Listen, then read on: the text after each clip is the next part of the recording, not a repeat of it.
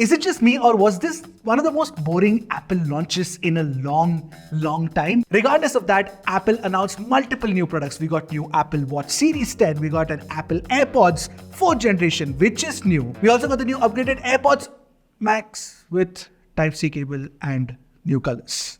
Nothing more. And of course, we have the iPhone 16 and the 16 Pro, where there are definitely a lot of changes that we need to talk about, including one very awesome change for India. What could that awesome change be? Take a wild guess in the comment section below, and I'll tell you guys in due course of the video. Alright, let's talk about the iPhone 16 series, and we've got hands-on footage right from Cupertino, shot by none other than Arun and Sajid. If you're here for the first time, I'm Ashad, you're watching Trakin Tech English, your destination for detailed, incisive gadget reviews.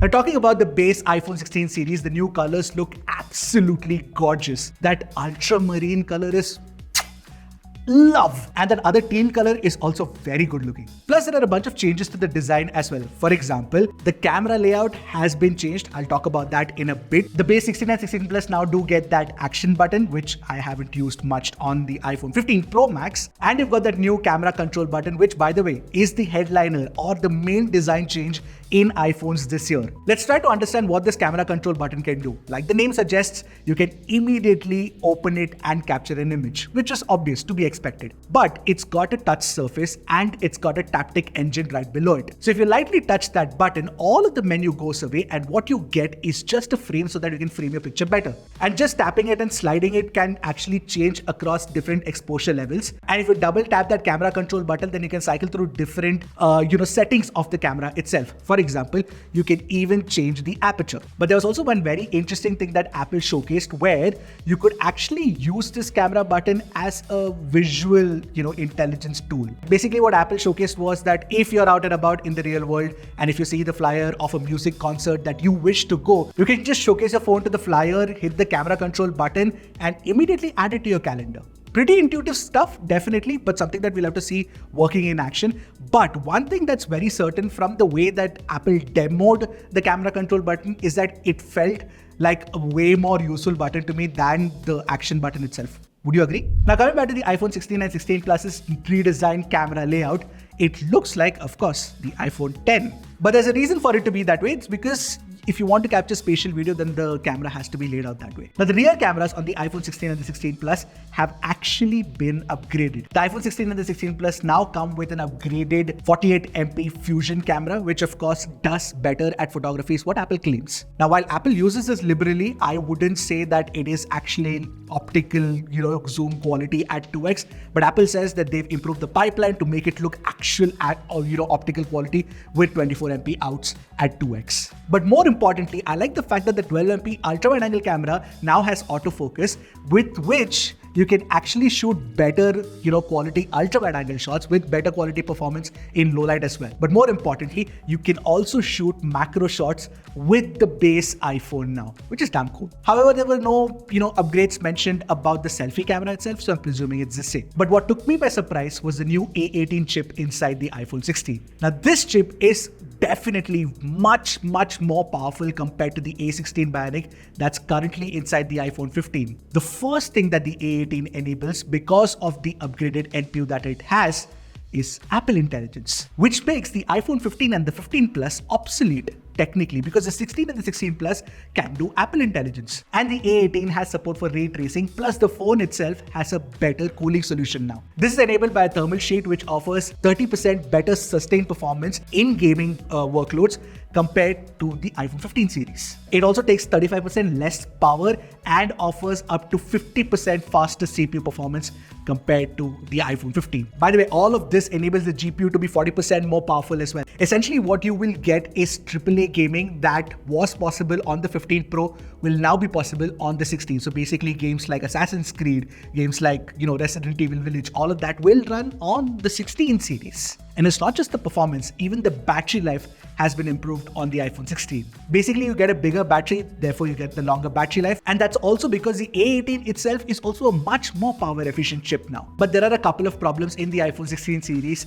And I must mention that even before I test it, I know that that's going to be an issue, is the fact that the iPhone 16 still comes with only 60Hz display and it still has a base of 128GB storage. Anyway, the iPhone 16 starts at the same 80,000 rupees price point as the iPhone 15 last year.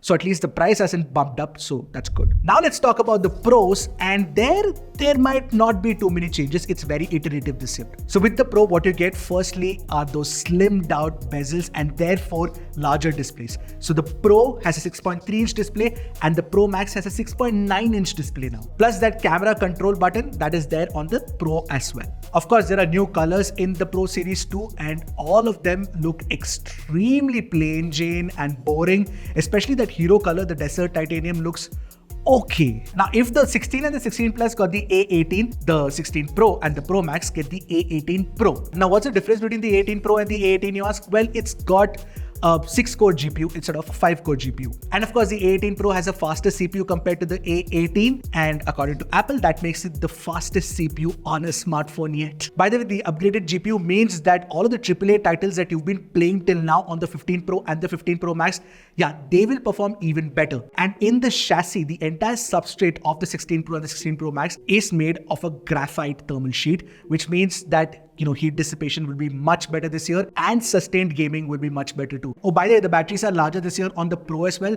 so you can expect slightly better battery life, but Apple hasn't said anything. And by the way, the MagSafe standard also supports G2 now, which is good, which is the latest standard of wireless charging protocol, which by the way is also supported on the iPhone 16 and the 16 Plus. Now in cameras, there's definitely been an upgrade. So what you get is a 48MP ultra-wide angle camera now, which is of course much better quality than the previous generation ultra-wide on the 15 Pro and the 15 Pro Max. By the way, this time the regular Pro will also get the 5x tetra prism technology and not a 3x camera, which is a bit of a bummer honestly, because 3x is a nice sweet spot if you ask me. There are a few camera specific features that Apple did talk about, is that photographic styles now gets a huge upgrade. Of course, you have different kinds of photographic styles, but you also get granular control. But more importantly, you don't need to shoot with the photographic style pre-fed. You can actually change the photographic style once you've shot the picture as well. By the way, when you're using photographic styles, you will be able to see the preview of the photographic style on your viewfinder, which is good. And one of the other biggest changes on the Pro series is definitely the fact that you can shoot 4K 120 FPS video. In fact, you can shoot 4K 120 FPS ProRes log as well. You also have the option to record spatial audio on the phone itself, and you've got this feature called Audio Mix. It was one of the cooler implementations that Apple showcased this year. Basically, what you can do is you can isolate the sound or the voice of a person from the environment. You can also create studio quality sound. You can also create cinematic sound. It's actually very well done. Of course, something we'll again have to test out. Also, a feature coming later in voice memos is multi-track, where you'll be able to actually isolate different tracks out. For pro audio users, this will be very helpful.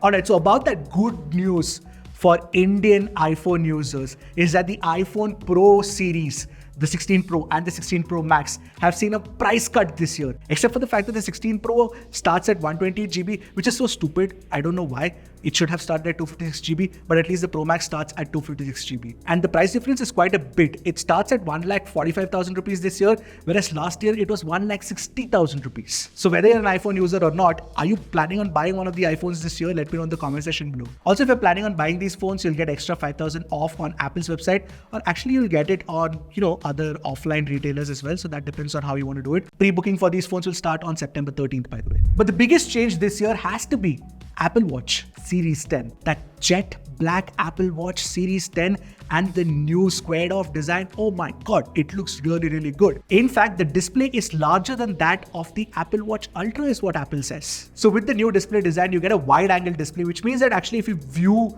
the display at an angle, it'll still be very bright. It's about 40% brighter at, the most extreme angle that you can view the display at. Now the AOD also refreshes each second, so if there's a clock ticking, you can see that too. Oh, by the way, it's the thinnest Apple Watch ever made at 9.7 millimeters, and it's got a 50-meter depth rating or 5 ATM. By the way, the speakers are louder this time around, so much so that Apple is confident enough to actually use the speakers to play music and podcast as well. Apple also promises faster charging speeds this year, so 30-minute charge will actually charge the watch from 0 to 80%.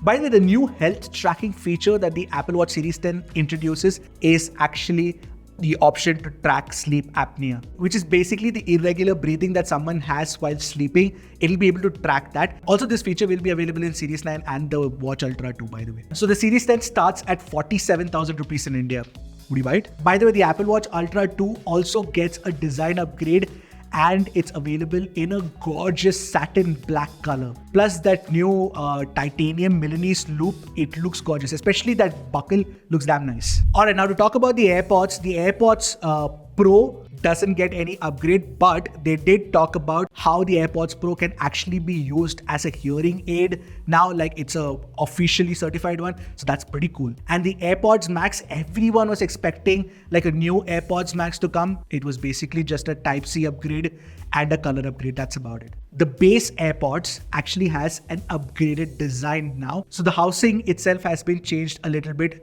in terms of how it's shaped. Apparently, Apple says that it will fit more ear types. And because of this new design, Apple is confident enough to offer a different ANC variant of this AirPods. Now what that means is that two different prices for two different products. So the base one is priced at 13,000 rupees and the one with ANC is 18,000 rupees. Alright, so this was like a quick recap and first look at all that Apple announced at the event today. Of all these products, the one that really is the interesting one are definitely the iPhone 16 series, the 16 and the 16 Pro Max for sure. But more importantly, the 16 itself, which is very surprising considering the fact that I actually expected it to be a tepid update this year, but it's not really the case. Now, which one was your favorite product? Let me know in the comment section below. And I'll see you guys in the next one. Until then, keep tracking and stay safe.